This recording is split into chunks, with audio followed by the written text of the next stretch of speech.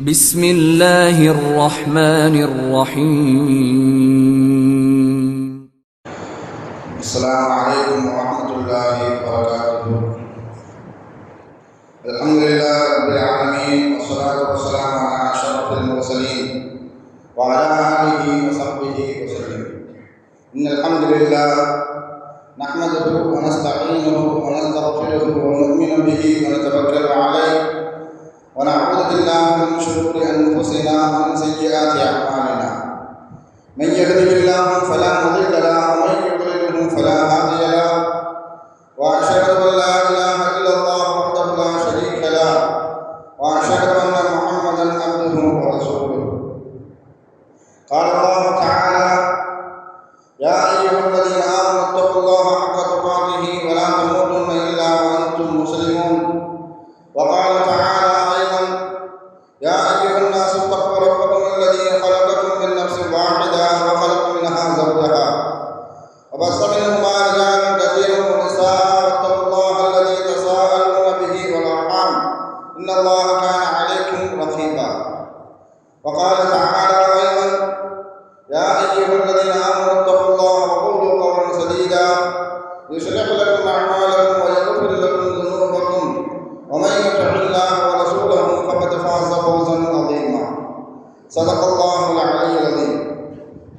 قال نبينا صلى الله عليه وسلم: فإن أصدق الحديث كتاب الله، وخير الهدي هدي محمد صلى الله عليه وسلم، وشر الأمور محدثاتها، وكل محدثة بدعة، وكل بدعة ضلالة، وكل ضلالة في النار. வார்த்தைகளில் சிறந்தது அல்லாஹ்வுடைய வார்த்தை என்றும், வழிகாட்டுதலில் சிறந்தது நபிகள் நாயகம் ஸல்லல்லாஹு அலைஹி வஸல்லம் அவர்களுடைய வழிகாட்டுதல் என்றும், காரியங்களில் மிக மிக கெட்டது மார்க்கத்தில் புதுமையை உண்டாக்குவது, ஒவ்வொரு புதுமையான காரியம் வழிகேடுகள் அனைத்தும் உங்களை நரகில் கொண்டு போய் சேர்க்கும் என்று நமது நபி ஸல்லல்லாஹு அலைஹி வஸல்லம் அவர்கள் தங்களுடைய ஒவ்வொரு சொற்பொழிவிலும் இந்த முழு சமுதாயத்திற்கு ஞாபகப்படுத்தியதை இந்த நல்ல சந்தர்ப்பத்தில் இங்கு ஒன்று கூடியிருக்கின்ற உங்களுடைய சிந்தனையிலும் ஆர்வமாக இந்த நபிமொழியை ஞாபகப்படுத்தி எனது உரையை ஆரம்பம் செய்கிறேன். அல்ஹம்துலில்லாஹ். கண்ணியமானவர்களே, அல்லாஹ் நல்லடியார்களே, அல்லாஹ் தஆலா தன்னுடைய ஏகத்துவ கலிமாவை தெரிவிப்பதற்காக வேண்டி இந்த உலகத்தில் எண்ணற்ற நபிமார்களையும் ரசூல்மார்களையும் அனுப்பி வைத்தார். அவர்கள் அனைவர்களுமே அல்லாஹ்வுடைய கட்டளையின்படி அவர்களுக்கு அனுப்பப்பட்ட சமுதாய மக்களிடத்தில் அல்லாஹ்வுடைய ஏகத்துவ கலிமாவை தெரிவித்தார்கள். அத்தனை நபிமார்கள் மீதும் ரசூல்மார்களின் மீதும் இறுதியாக வந்த நமது நபி ஸல்லல்லாஹு அலைஹி வஸல்லம் அவர்களின் மீதும் அவர்களுக்கு இறங்கிய இறை செய்தியை கண்ணால் கண்டும் காதால் கேட்டும் அப்படியே ஈமான் கொண்ட உத்தம சத்திய சஹாபாக்கள் சஹாபி பெண்மணிகள் மீதும் அவர்களுக்கு பின்வந்த தாபியங்கள் தபா தாபியங்கள் இமாம்கள் நல்லோர்களின் மீதும் குறிப்பாக இந்த ஜும்மாவில் அல்லாஹ்வை பற்றியும் அவருடைய தூதர் முஹம்மது நபி ஸல்லல்லாஹு அலைஹி வஸல்லம் அவர்களை பற்றியும் தெரிந்து கொள்வதற்காக வேண்டி இங்கு ஒன்று கூடியிருக்கின்ற உங்கள் மீதும் என் மீதும் உங்களது குடும்பத்தாரின் மீதும் எனது குடும்பத்தாரின் மீதும் அல்லாஹ்வுடைய சாந்தியும் சமாதானமும் பொருத்தமும் மன்னிப்பும் இன்றும் என்றென்றும் உண்டாவதாக என்று கூறி எனது உரையை ஆரம்பம் செய்கிறேன். அல்ஹம்துலில்லாஹ். கண்ணியமானவர்களே, அல்லாஹ் நல்லடியார்களே, அல்லாஹ்வுடைய மகத்தான கிருபையினால் நாம் எல்லாம் நம்மளுடைய உலக வாழ்க்கையில் பரிபூர்ண ஈமானோடு ஒரு ரமலானை சந்திப்பதற்கு நாம் எல்லாம் தயாராகிக் கொண்டிருக்கின்றோம். அதன் அடிப்படையில் அல்லாஹ் தஆலா இது போன்ற பல ரமலானை ஈமானோடும் உடல் ஆரோக்கியத்தோடும் பரிபூர்ண சுகத்தோடும் சந்திப்பதற்கு நல்வாய்ப்பை அல்லாஹ் தஆலா நமக்கெல்லாம் அதிகம் தந்தவர் புரிவானாக. நாம் எப்படிப்பட்ட காலச்சூழ்நிலையில் வாழ்ந்து கொண்டிருக்கிறோம் என்று சிந்தித்து பார்க்கும் பொழுது நம் சமூகத்தில் உள்ள பலர் ஈமானையும் இஸ்லாத்தையும் விட்டுவிட்டு மதம் மாறி செல்லக்கூடிய ஒரு ஆபத்தான சூழ்நிலையில் வாழ்ந்து கொண்டிருக்கின்றோம். நபி ஸல்லல்லாஹு அலைஹி வஸல்லம் அவர்கள் அப்பொழுதே எச்சரிக்கை செய்தார்கள். ஒரு காலம் வரும், அந்த காலகட்டத்தில் காலையில் முஸ்லிமாக இருக்கக்கூடியவர் மாலையில் காபிராகி விடுவார். மாலையில் முஸ்லிமாக இருக்கக்கூடியவர் காலையில்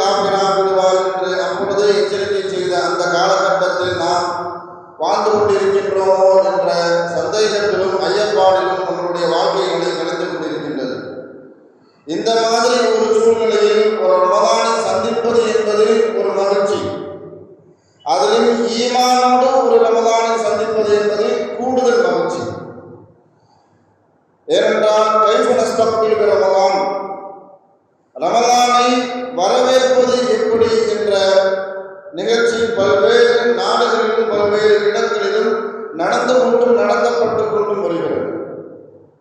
இது சமூகத்திற்கு தேவையானது மாத்திரமல்ல, சுன்னத்தும் கூட. நபி ஸல்லல்லாஹு அலைஹி வஸல்லம் அவர்களே ரமலானை எதிர்பார்த்து ரமலானை வரவேற்று 2 மாதங்களுக்கு முன்பாகவே, அதாவது ரஜபிலும் ஷஅபானிலும் அதில் பரக்கத்து செய்ய சொல்லி ரமலானை அடைவதற்காக நபி ஸல்லல்லாஹு அலைஹி வஸல்லம் அவர்கள் 2 மாதங்களுக்கு முன்பாகவே தயாராகி அதற்காக வேண்டி துஆ செய்யக்கூடிய ஒரு பழக்கத்தை இந்த உம்மத்திற்கு கற்றுக் கொடுத்தார்கள் என்றால், அந்த ரமலானை வரவேற்பதற்காக வேண்டியும் அடைவதற்காக வேண்டியும் நாம் அல்லாஹ்விடத்தில் அதிகம் பிரார்த்தனை செய்வதற்கு கடமைப்பட்டிருக்கின்றோம்.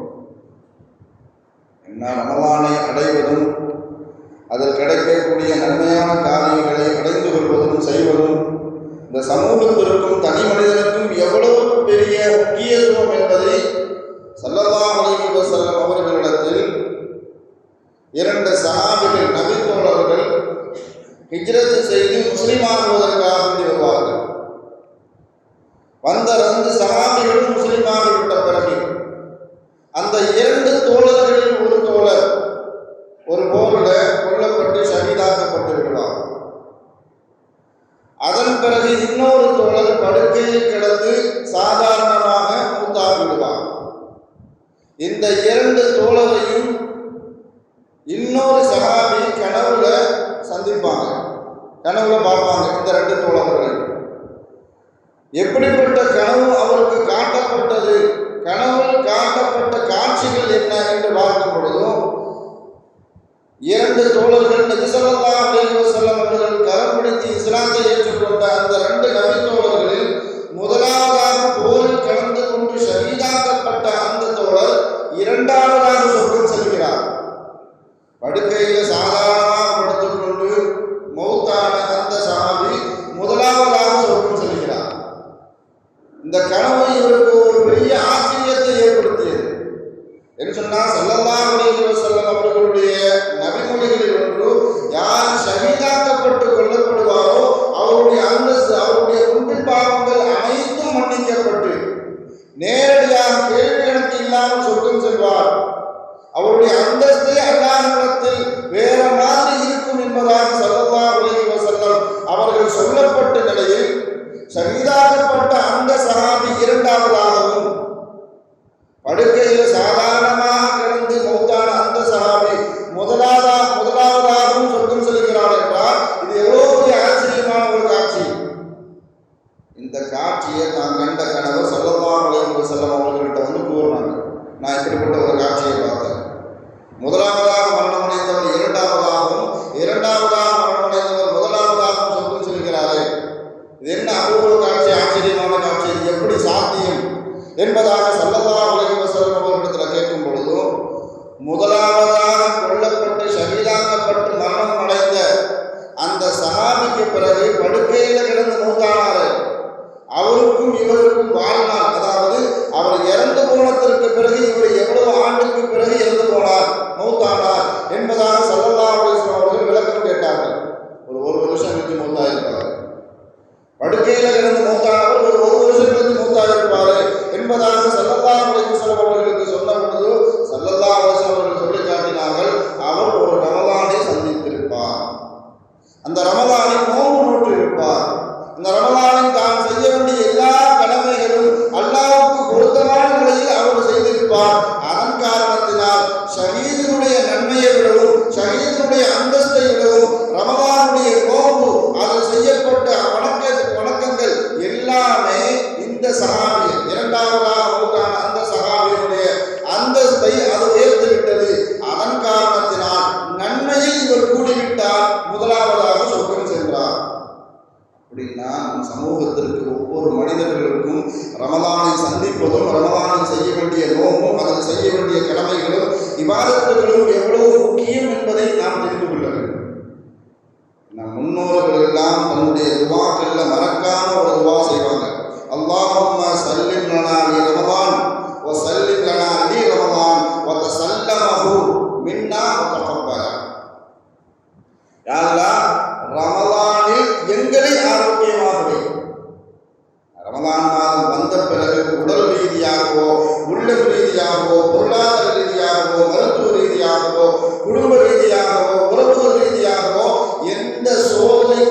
ஆட்பட்டு விடக்கூடாது.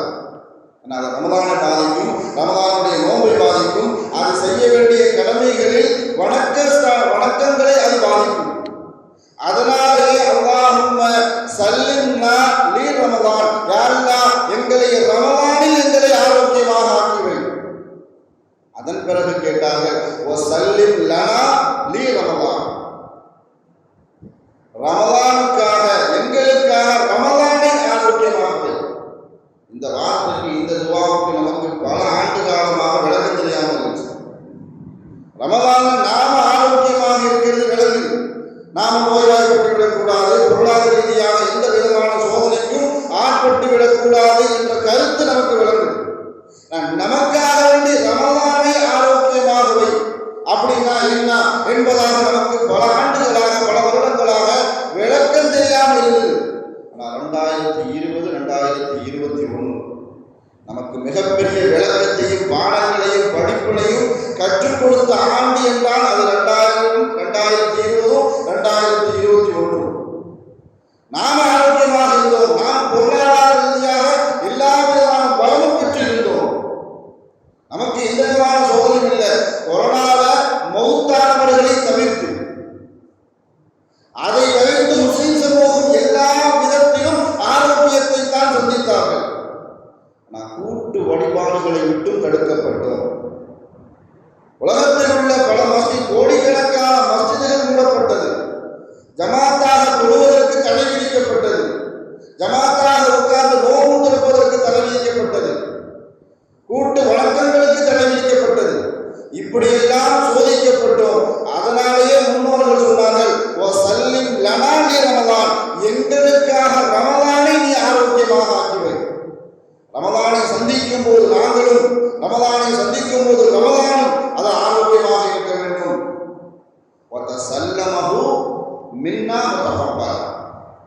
அதில் செய்யக்கூடிய அனைத்து வணக்கங்களும் அனைத்து செயல்பாடுகளையும் எங்களிடம் இருந்து ஏற்றுக்கொள்ளப்பட்டதாக ஆக்கிவை என்பதாக முன்னோர்கள் எல்லாருமே வாசிக்கிறார். ஸல்லல்லாஹு அலைஹி வஸல்லம் அவர்களுடைய சுன்னத்தை என்னன்னு சொன்னா, ஒவ்வொரு மாதத்தினுடைய ஆரம்ப பிறையை பார்க்கும் பொழுது ஸல்லல்லாஹு அலைஹி வஸல்லம் அவர்கள் ஒரு துஆவை கற்றுத் தருவார்கள். அல்லாஹும்ம அஹில்லஹு அலைனா பில் அம்னி வல் ஈமானி வல் இஸ்லாமி வஸ்ஸலாத்தி வல் இஸ்லாம் ரப்பி வ ரப்புக்கல்லாஹ். யா அல்லாஹ் இந்த பிறையை எங்களுக்கு உதயமாக்கி வை. எப்படிப்பட்ட நிலையில இந்த பிறை எங்களிடத்தில் உதயமாக வேண்டும் என்றால், அல்லாஹும்ம அஹில்லஹு அலைனா பில் அம்னி பாதுகாப்பானதாக, வல் ஈமானி நம்பிக்கை பெற்றதாக, வஸ்ஸலாமத்தி அதில் நாங்கள் எல்லா விதமான சலாமத்தையும் பெற்றவர்களாக, வல் இஸ்லாம் அதில் நாங்கள் இஸ்லாத்தில் இருக்கிறோம். இந்த 4 துஆவையும் கேட்டுவிட்டு ரப்பி வரப்புக்கல்லாஹ் அப்படிங்கிற வார்த்தையை சொல்லும் போது மாத்திரம், அது வரைக்கும் ஸல்லல்லாஹு அலைஹி வஸல்லம் அவர்கள் வானத்தை முன்னோக்கி இந்த துஆவை கேட்பாங்க. ரப்பி அப்படின்னு சொல்லும் பொழுது தன்னுடைய முகத்தை திருப்பி விடுவார்கள். வரப்புக்கல்லாஹ் அப்படின்னு சொல்லும் போது வானத்தை திரும்ப பார்ப்பாங்க, அந்த பிறையை பார்ப்பாங்க. ஏன் ரப்பின்னு சொல்லும் போது ஸல்லல்லாஹு அலைஹி வஸல்லம் அவர்கள் தன்னுடைய முகத்தை திருப்புவார்கள் என்றால், ரப்பின்னு சொல்லும் போது பிறையை பார்த்து என்னுடைய இறைவன் அப்படின்னு கருத்து விளங்கப்பட்டு விடக்கூடாது. ஸல்லல்லாஹு அலைஹி வஸல்லம் அவர்கள் பிறையை பார்த்து ரப்பின்னு சொல்லியிருக்கிறாங்க. அப்படிப்பட்ட தவறான புரிதலுக்கு சமூகம் வந்துவிடக்கூடாது என்பதற்காக வேண்டி, ஏன் சொன்னால் பிறையை வணங்கக்கூடியவர்கள், சூரியனை வணங்கக்கூடியவர்கள், நட்சத்திரத்தை வணங்கக்கூடியவர்கள் எல்லாம் உலகத்தில் சமூகமாக வாழ்ந்து கொண்டிருக்கக்கூடிய இந்த காலகட்ட சூழ்நிலையில் ரப்பி என்று ஸல்லல்லாஹு அலைஹி வஸல்லம் அவர்கள் பிறையை பார்த்து சொன்னார்கள். இந்த ஹதீஸை ஆதாரமாக பிடித்துக் கொண்டு அல்லாஹ்வுக்கு இணை வைக்கக்கூடிய காரியத்தில் முஸ்லிம்கள் ஆட்பட்டு விடக்கூடாது என்று கவனமாக ஸல்லல்லாஹு அலைஹி வஸல்லம் அவர்கள் ரப்பி என்று சொல்லும் பொழுது தன்னுடைய முகத்தை திருப்பிவிட்டு வரப்புக்கல்லாஹ், என்னுடைய இறைவனும் உன்னுடைய இறைவனும் அல்லாஹ் தான். அந்த ஸல்லல்லாஹு அலைஹி வஸல்லம்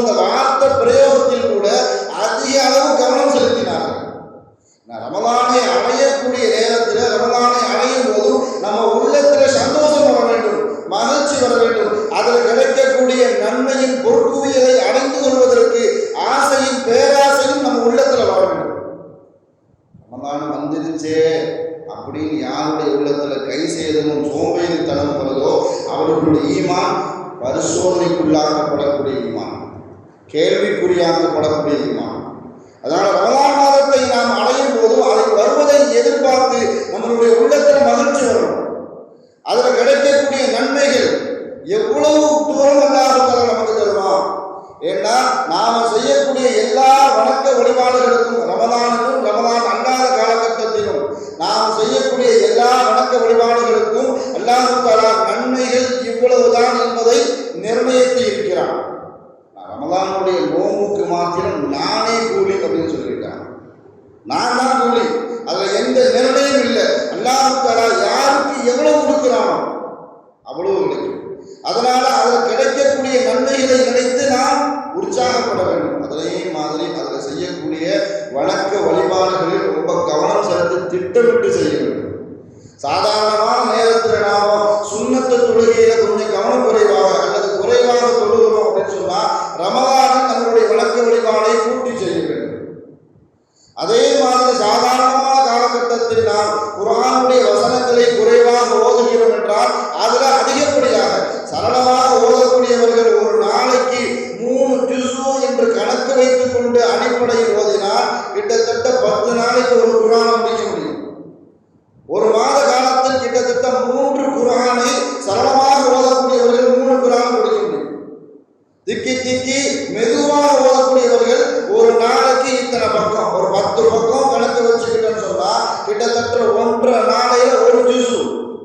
அந்த கணக்குப்படி 10 நாளைக்கு இவ்வளவு, 20 நாளைக்கு இவ்வளவு ஜுஸு, கிட்டத்தட்ட ஒரு மாதத்திற்குள்ள 1.5 குர்ஆனாவது என்ன செய்ய முடியும். நாம அந்த கணக்கு வைத்துக் கொண்டு இவ்வளவு திக்ர், இவ்வளவு துஆ, இவ்வளவு தஸ்பீஹ், ஒவ்வொரு நேரம் கூட ஒரு நிமிடம் கூட ரமலான் நம்மை விட்டும் கடந்து செல்லும் பொழுது பொதுபோக்காக சென்றுவிடக்கூடாது, திட்டமிட்டு செய்யணும். ஆனால் நம்மளுடைய திட்டம்லாம் எப்படி இருக்குதுன்னு சொன்னால் ரமலானில் நம்ம எந்த கடையில் போய் என்ன பொருள் வாங்குறோம், எந்த கடையில் போய் ஜவுளி இருக்க முடியும், நம்மளுடைய திட்டம்லாம் இப்படி தான் இருக்குது. ஆனால் அந்த விஷயத்த நேரத்தையும் காலத்தையும் வீணாக கழிக்கவதற்கு பதிலாக ரமலான் நாம் என்னென்ன அமல்களை கூட்டி செய்ய முடியும். ரமலான் அல்லாத காலகட்டத்தில் தஹஜ்ஜத் சொல்வதற்குண்டான வாய்ப்பு கிடைக்காது. அப்படியே வாய்ப்பு கிடைச்சாலும் பொழுதுபோக்காக சோம்பேறித்தனத்தின் காரணமாக நாம் அதை பொழுதுபோக்காக அசலையாக விட்டுவிடுவோம். ஆனால் ரமலான சகருடைய நேரத்தை நாம் என்ன செய்யணும், பயனுள்ளதாக. எல்லா மார்க்க அறிஞர்களும் டிவியில் பேசுவாங்க, யூடியூப்ல பேசுவாங்க, நல்ல விஷயத்தை தான் பேசுவாங்க, அதில் எந்த மாற்று கருத்தும் இல்லை. அந்த நேரத்தில் உட்கார்ந்து அந்த மார்க்க அறிஞர் என்ன சொல்கிறார், இந்த மார்க்க என்ன சொல்கிறார் அப்படின்னு அதில் போய் மூழ்குவதை விடுவோம். அல்லாஹ்வுக்கு நமக்கு எப்படி நேரடி தொடர்பை உண்டாக்க முடியும்? தஹஜ்ஜத்தின் மூலமாக, தஹஜ்ஜத் தொழுகையின் மூலமாக அல்லாஹ் நம்மிடத்தில் நேரடியாக பேசுகிறான். ஸல்லல்லாஹு அலைஹி வஸல்லம் அவர்கள் தனக்கு தாங்களே ஒரு வக்தை கடமையாக்கி கொண்டார்கள் என்றால் அது தஹஜ்ஜத் தொழுகை. இது ரமலானில் நமக்கு நாமளே என்ன செய்ய முடியும், கடமையாக்கி கொண்டு தஹஜ்ஜத்தை இன்ஷா அல்லாஹ் நான் நோம்பிலும் நோம்புக்கு பிறகும் அதை தொடர்ச்சியாக செய்யணும் என்று நல்ல எண்ணத்தோடு நாம் தொழ ஆரம்பிச்சோன்னு சொன்னால் நம்மளுடைய தொழுகையில் அல்லாஹ் தஆலா உயிரோடு தருவான். ரமலானுக்கு பின்னாலும் அவன் நிரந்தர தொழிலாளியாக அல்லாஹ் தஆலா ஆக்கி வைப்பான். இரண்டாவதான விஷயம். மூணாவது விஷயம், ரமலான் சம்பந்தப்பட்ட எல்லா சட்ட திட்டங்களையும் தெரிந்து வைத்திருக்க வேண்டும். நோம்பு முறிப்பதற்கு எந்த காரியம் முறிக்கும், எந்த காரியம் முறிக்காது, பிரயாணம் செஞ்சால் நோம்புடைய சட்டம் என்ன, நிரந்தர நோயாளிகளுக்கு நோம்புடைய சட்டம் என்ன, கர்ப்பிணி பெண்களுக்கு நோம்பு என்ன சொல்லுது, பால்குடி தாய்மார்களுக்கு நோம்புடைய சட்டம் என்ன. இந்த சட்ட திட்டங்களை தெரிந்து கொண்டு நாம் நோம்பை கடைபிடிக்கும் பொழுதோ நாம் நம்மளுடைய வணக்க வழிபாடுகளில் கவனக்குறைவு இல்லாமல் அதை கவனமாக செய்யக்கூடிய வாய்ப்பு நமக்கு கிடைக்கும். நாலாவது, நோம்பை நாம் அடையும் பொழுது, சந்திக்கும் பொழுதோ நல்ல எண்ணத்தோடு அடைய வேண்டும். இந்த பகை உணர்வோ வெறுப்புணர்வோ இந்த சண்டை சச்சரவோ எதுவுமே இல்லாமல் மன தூய்மையோடு உள்ள தூய்மையோடு நோம்பை சந்திக்கக்கூடிய வாய்ப்பை நாம் பெற வேண்டும். ஸல்லல்லாஹு அலைஹி வஸல்லம் அவர்கள் சொல்லி காட்டுவார்கள், மூசா அலைஹிஸ்ஸலாம் அவர்களிடத்தில் அல்லாஹ் உங்களிடத்துல ஒரு 3 குணம் இருந்தால், மூசா அலைஹிஸ்ஸலாத்துக்கு அல்லாஹ் தஆலா சொல்லி காட்டியது, உங்களிடத்தில் ஒரு 3 குணங்கள் இருந்தால் வானத்திலிருந்து இறக்கப்படக்கூடிய அருள் வளங்களில் உங்களுக்கு ஒரு பங்கு உண்டு என்பதாக அல்லாஹ் தஆலா சொல்லி காட்டினான். முதல் விஷயம், சின்ன காரியமோ பெரிய காரியமோ அதை எதை செய்வதாக இருந்தாலும் அல்லாஹ் அல்லாஹ்வுக்காக செய்கிறேன். அது நோம்போ ஜக்காத்தோ எந்த நல்ல காரியமோ அவர் பார்க்கணும் இவர் பார்க்கணும் நம்ம ஒரு பெரிய வணக்கசாலின்னு சொல்லணும் என்ற நோக்கம் இல்லாமல் சின்ன காரியத்தை செய்தாலும் சரி ஒரு பெரிய அமலை செய்தாலும் சரி அதை அல்லாஹ்வை முன்னிறுத்தி நான் அல்லாஹ்வுக்காக செய்கிறேன் என்ற நீயத்தோடு உங்களுடைய உள்ளத்தில் இருந்தால் அந்த காரியம் நடைபெற்றால் வானத்திலிருந்து இறக்கப்படக்கூடிய அருள்வளங்களில் உங்களுக்கு ஒரு பங்கு உண்டு மூசாவே என்பதாக அல்லாஹ் சொன்னதாக ஸல்லல்லாஹு அலைஹி வஸல்லம் அவர்கள் சொல்லி காட்டுவார்கள். இரண்டாவதான விஷயம், நமக்கு என்ன விரும்புவோமோ நமக்கு எது கிடைக்க வேண்டும் என்று விரும்புவோமோ அதே காரியம் என் சகோதரனுக்கு கிடைக்கும். அது பொருளாதாரமோ மரியாதையோ கண்ணியமோ எது இருந்தாலும் எங்க வாப்பா எனக்கு 10 சென்ட் எழுதி வச்சுட்டு போயிருக்கிறார் அப்படின்னு சொன்னா எனக்கு 7 சென்ட் என் தம்பிக்கு 3 சென்ட் அப்படின்னு நினைக்கிறது அநியாயம். அப்படி நினைக்கிறது பேருக்கு மார்க்கம் இல்லை. எனக்கு எவ்வளவு கிடைக்குமோ நான் எதை விரும்புவோனோ எனக்கு எது நல்லதுன்னு நினைப்பேனோ அதே விஷயத்தை என்னுடைய சகோதரனுக்கு கிடைக்க வேண்டும் என்று நீங்கள் நினைத்தால் மூசாவே வானத்திலிருந்து இறக்கப்படக்கூடிய அருள்வளத்தில் உங்களுக்கு ஒரு பங்கு உண்டு என்பதாக. ஏன்னா இப்னு அப்பாஸ் ரலியல்லாஹு மிகப்பெரிய மார்க்க பேரறிஞர் சஹாபாக்களில் ஒருவர். அல்லாஹ் தஆலா குர்ஆனுடைய ஞானத்தை அல்லாஹ் தஆலா அப்படி கொட்டி கொடுத்தான். குர்ஆனுடைய ஒவ்வொரு வசனங்களுக்கும் பல விளக்கங்கள் சொல்ற அளவுக்கு தகுதியை கொடுத்தான். அல்லாஹும்ம அல்லிமஹு தஅவீல் குர்ஆன் ஸல்லல்லாஹு அலைஹி வஸல்லம் அவர்களுடைய நாவால் துஆ செய்யப்பட்ட ஒரு சஹாபி குர்ஆனுடைய கல்வியறிவை அல்லாஹ் தஆலா அவர்களுக்கு கொட்டி கொடுத்திருந்தான். அந்த சஹாபியை ஒருவர் விமர்சனம் செய்கிறார். மோசமான வார்த்தைகளை கொண்டு அவரை ஒருவர் விமர்சனம் செய்கிறார். இவங்க சொன்னாங்க இவங்க அப்பா சொன்னாங்க நீ என்ன வேணாலும் பேசிக்கோ, என்கிட்ட ஒரு 3 படம் இருக்கு, நீ என்னை பற்றி என்ன வேணாலும் விமர்சனம் செய்தீர்கள், என்னிடத்தில் 3 குணங்கள் இருக்கிறது. எனக்கு குர்ஆனிலிருந்து ஒரு வசனத்தை நான் ஓதி பார்ப்பேன், அதிலிருந்து அல்லாஹ் தஆலா எனக்கு பல விளக்கங்களை தருவான். அந்த விளக்கத்தை என்னோடு வைத்துக் கொள்ள வேண்டும் என்று நான் நினைத்ததே கிடையாது. இந்த விளக்கத்தை என்னுடைய சகோதரனுக்கு உலக மக்களுக்கு முஸ்லிம்கள் அனைவருக்கும் இந்த விளக்கம் கொடுக்கப்பட வேண்டும் என்ற எண்ணம் என்னிடத்தில் உண்டு. நான் கல்வியில கஞ்சத்தனம் காட்டுவது நம்ம சமூகத்தில் அதிகம். பொதுவாக நம்ம பெருமையாக சொல்லிக்குவோம், நூஹ் அலைஹிஸ்ஸலாம் தச்சராக இருந்தார், தாவூத் அலைஹிஸ்ஸலாத்துக்கு இரும்பு அல்லாஹ் தஆலா வசப்படுத்தி கொடுத்திருந்தான். இது எல்லாமே ஒவ்வொரு கல்வி. ஈசா அலைஹிஸ்ஸலாம் அவர்களுக்கு அல்லாஹ் தஆலா மருத்துவத்துறையை கொடுத்திருந்தான். யூசுப் அலைஹிஸ்ஸலாத்துக்கு அல்லாஹ் தஆலா கணவனுடைய விளக்கத்தை கொடுத்திருந்தான். இது எல்லாமே ஒவ்வொருவருக்கும் கொடுக்கப்பட்ட கல்வி.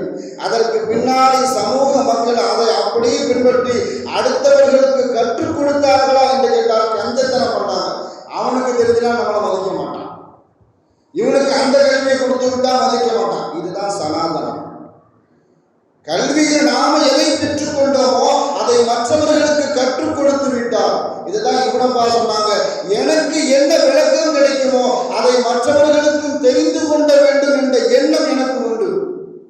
நமக்கு எதை கிடைக்க வேண்டும் என்று நினைப்போமோ அது என்னுடைய சகோதரனுக்கும் மற்றவர்களுக்கும் கிடைக்க வேண்டும் என்ற எண்ணம் இப்னு அப்பாஸ் ரலியல்லாஹு தஆலா அவர்கள் நமக்கு கொண்டு தந்த ஒரு கல்வி.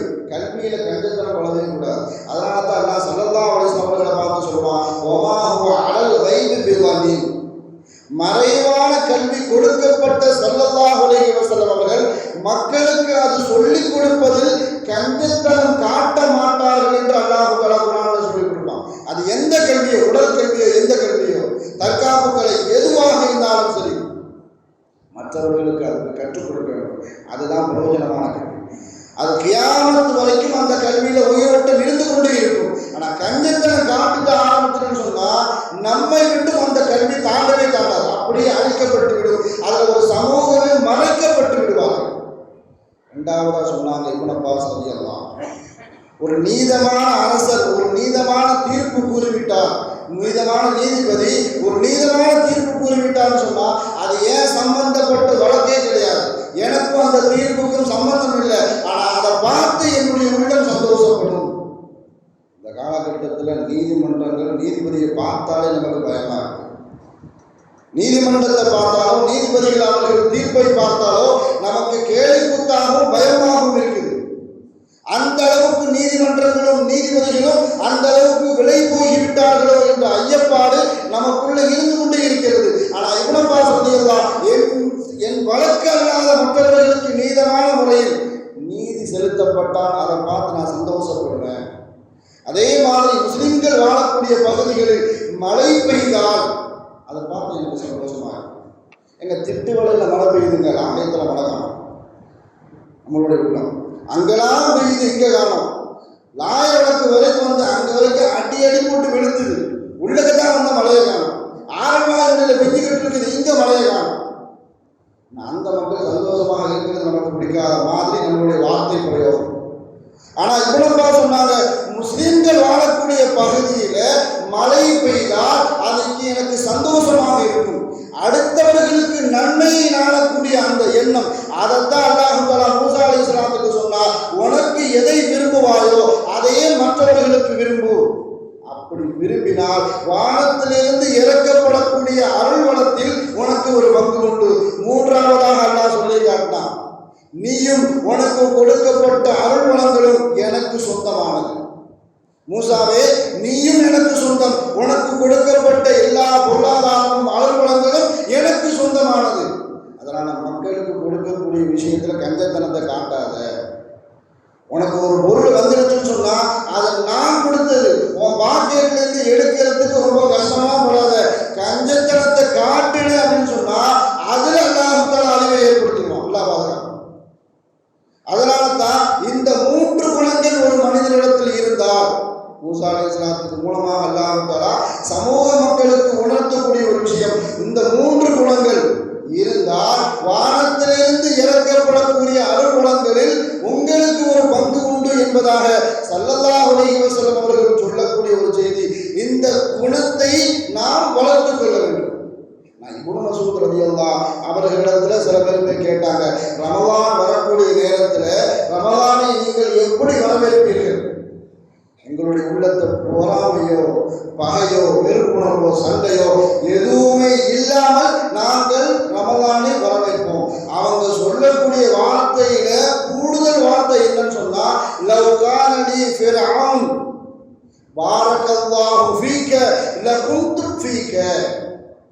இப்னு அப்பாஸ் ரலியல்லாஹு இப்னு மஸ்ஊத் ரலியல்லாஹு வார்த்தையில உச்சம் தொட்டு போய் சொன்னாங்க. எப்படிப்பட்ட உச்சம் தொட்டார்கள் என்றால், நாம் வாழக்கூடிய காலகட்டத்தில் ஃபிரௌன் வாழ்ந்து, இப்னு மஸ்ஊதே அல்லாஹ் தஆலா உங்களுக்கு அருள்வளம் செய்யட்டும் என்பதாக என்னை பார்த்து ஃபிரௌன் துஆ செஞ்சாலும் நான் அவனுக்காக வேண்டி துஆ செய்வேன். லகுன்து ஃபீக, அதே பாரக்கல்லாஹ் அவனை பார்த்து சொல்லுவான், உனக்கும் அல்லாஹ் தஆலா அருள்வளம் செய்யட்டும். ஃபிரௌனை விடவும் மோசமான மனிதன் இல்லை என்று அல்லாஹ் தஆலா குர்ஆனின் மூலமாக விமர்சனம் செய்கிறான். உதாரணத்துக்கு சொல்ல போறதா இருந்தால், நாம் விரும்பியோ விரும்பாமையோ ஒன்றிய அரசுல நம்மை ஆட்சி செய்யக்கூடிய தலைவர்கள், மோடி சொல்லிட்டார், ரமலானுக்கு முஸ்லிம்களுக்கு நல்வாழ்த்து, இறைவன் அவர்களுக்கு அருள்வளம் பொழியட்டும். இதுக்கு பாராட்டல் அர்த்தம். மோடி சொல்லிட்டாரு சொன்னா இவன்லாம் சொல்றது யார் கேட்கிறா அப்படின்னு ஒதுங்கி போகக்கூடாது. இப்னு மஸ்ஊத் ரலியல்லாஹு அவர்களுடைய வழிகாட்டுதல், உங்களுக்கும் அல்லாஹ் தஆலா வழிபொழியட்டும்.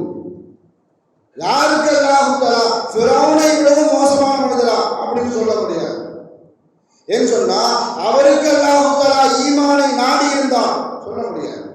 அதனால இப்னு மஸ்ஊத் சொல்லி காட்டினார்கள், ஃபிரௌன் இருந்து என்னை பார்த்து பாரக்கல்லான்னு சொன்னா கூட நான் ஃபிரௌனை பார்த்து உனக்கும் அந்த பரக்கத்து கிடைக்கட்டும் என்பதாகத்தான் சொல்லுவேனே தவிர என்னுடைய உள்ளத்தில் பகையோ போராமையோ வெறுப்போ எந்த சண்டை சச்சரவோ இல்லாமல் நாங்கள் ரமலானை வரவேற்போம். நாமெல்லாம் ஒரு ஹதீஸ் அடிக்கடி கேள்விப்பட்டிருப்போம். ஒரு சஹாபியை பார்த்து ஸல்லல்லாஹு அலைஹி வஸல்லம் அவர்கள் 3 நாளும் சொர்க்கவாசி என்று சொன்னார்கள். அவரை பற்றி உண்டான பெயர் கூட ஹதீஸுகளை கிடையாது. ஒரு மனிதர் அப்படின்னு தான் வருது. வருவாரு, செப்பத்துக்கு போவார், உதவி செய்வார், தொழுவார், போயிட்டே இருப்பார்.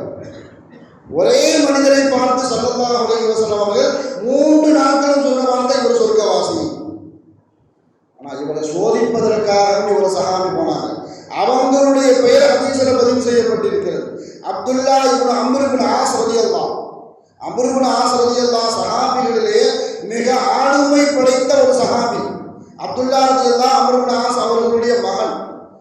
அப்துல்லா தான் அவரை பின்பற்றிட்டு போறாரு. எதற்காக அப்படி ஸல்லல்லாஹு அலைஹி வஸல்லம் அவர்கள் இந்த சஹாபியை பார்த்து 3 நாள் ஒரே வார்த்தையை சொர்க்கவாசின்னு சொன்னாங்களே. நான் இந்த அப்துல்லாவை பற்றி நாம கொஞ்சம் தெரிஞ்சுக்கணும். மிகப்பெரிய ஒரு வணக்கசாலி.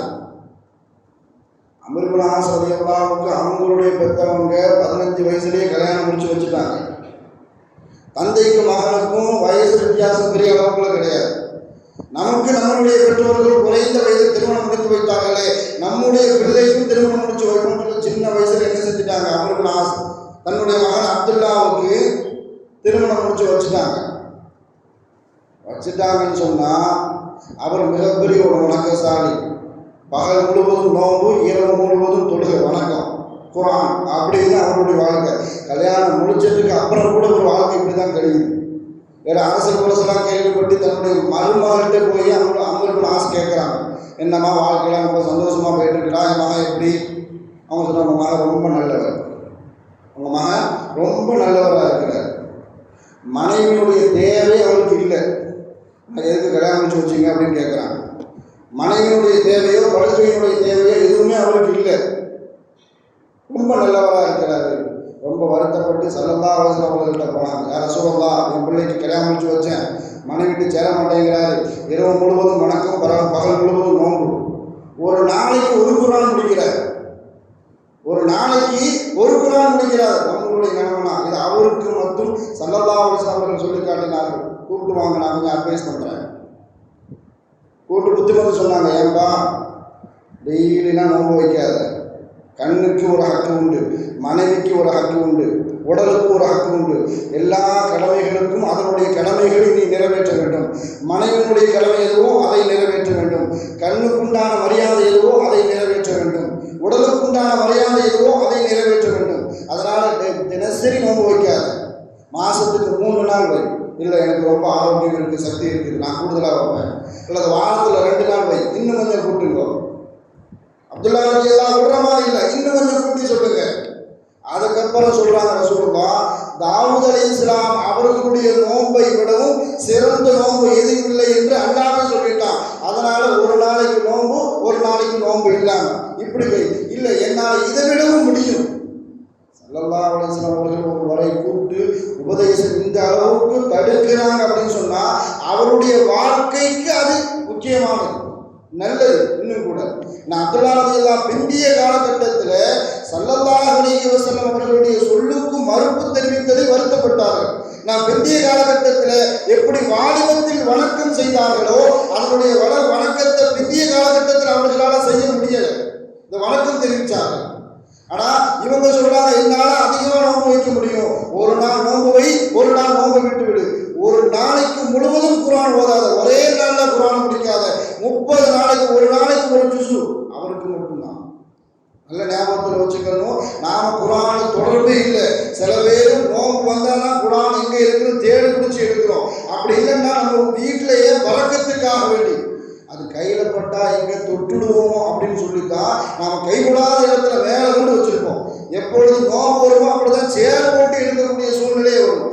அவங்களுக்கு மட்டும்தான் ஸல்லல்லாஹு அலைஹி வஸல்லம் சொன்னாங்க, ஒரு நாளைக்கு ஒரு ஜூஸ் முடிப்பான்.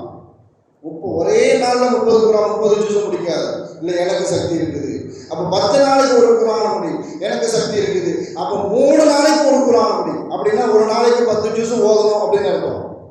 அவங்களுக்கு குறைத்தார்கள். நம்முடைய நிலைமை என்னன்னு சொன்னா, கல்யாணம் முடிக்கிற வரைக்கும் பள்ளிவாசல் கிடந்தான். கல்யாணம் முடிச்சு அன்னைக்கு சுக்குல அன்னைக்கு லோன் ஆளகானா போயிடும்.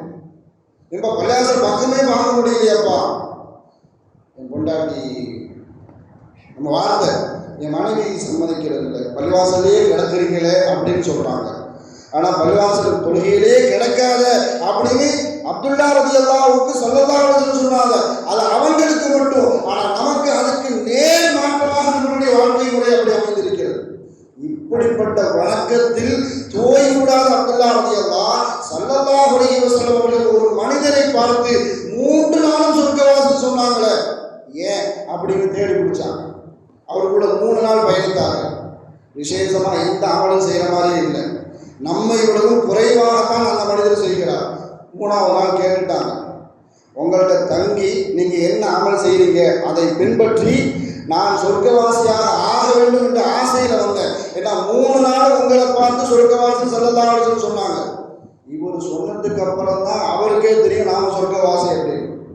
அதனால தான் நீங்க ஏதாவது விசேஷமா அமல் செய்தீங்களா அப்படின்னு பார்ப்பதற்காக அப்படிதான் வந்தேன். நான் என்னை விடவும் குறைவாகத்தான் அமல் செய்தீங்க, ஆனா உங்களை பார்த்து ரசூலுல்லாஹ் சொர்க்கவாசின்னு சொன்னாங்களே, அப்படி சொன்னாங்களான்னு கேட்கிறேன். எனக்கு தெரியாது, நான் குறைவாக தான் அமல் செய்கிறேன். நான் எங்களிடத்தில் இருந்த ஒரு பழக்கம், இரவு தூங்கும் பொழுதும் சரி காலையில் விழிக்கும் பொழுதும் சரி எந்த மனிதரை பற்றியும் பகை உணர்வு கெட்ட எண்ணம் இருக்காது. நேற்று நைட்டு நம்ம பற்றி பேசலாம் தெரியுமா, காலை இழைச்ச உடனே நாக்க பிடிக்கிற மாதிரி 4 கேள்வி கேட்கணும். தூங்கும்போது இதே எண்ணத்தில் நாம் தூங்கணும் அப்படின்னு சொன்னால் கனவுல அவர் தான் வருவார்.